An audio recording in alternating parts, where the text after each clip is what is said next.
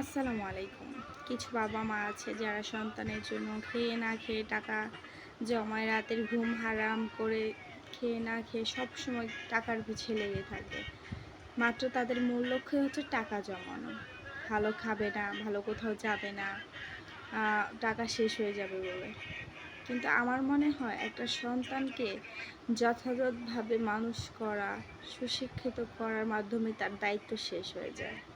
এরপরেও যদি সে কিছু রেখে যেতে পারে তাহলে সেটা ভালো, আর যদি না পারে তাহলে সন্তানদের আফসোস রাখা উচিত না। একটা সন্তান যখন নিজের ইনকাম করতে পারে তখন তার আসলে বাবা মায়ের টাকার প্রতি লোভ থাকা উচিত না। যখন হাতে টাকা আসবে ঘুরতে যান, ভালো পরিবেশে যান, ভালো একটা স্কুলে পড়ান সন্তানদেরকে, এর থেকে বেশি কিছু রেখে যেতে হবে আমার মনে হয় না। যদি সব কিছু রেখেই যান তাহলে সন্তানের মাথায় চিন্তা আসবে কিভাবে, আমার বাবা মা আমার জন্য যা করছে আমি সারা জীবন বসে খেয়ে থাকতে পারবো, ওরা এইটা ভাববে। তো আমার কিছু না করলেও চলবে, ওই যে কাজ করার আগ্রহ ওইটা করতে পারবেন না যদি সোনার চামচ দিয়ে সন্তানকে বড় করতে চান।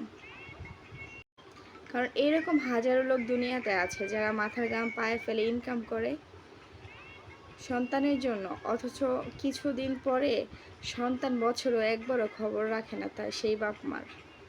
এবং বাবা মার নামে মসজিদে মিলাদও পড়ায় না, তারপর দান সদগাও করে না, কোনো কিছুই না। বাবা মার হচ্ছে মানুষের কাছে চেয়ে খাওয়া লাগে। তো এর চেয়ে কষ্ট তো একটা বাবা মার কিছুই হয় না। যদি কিছু করতে হয় নিজের জন্য করার চেষ্টা করবেন, আর সন্তানদেরকে মানুষ করবেন, এইটুকু আপনার শেষ।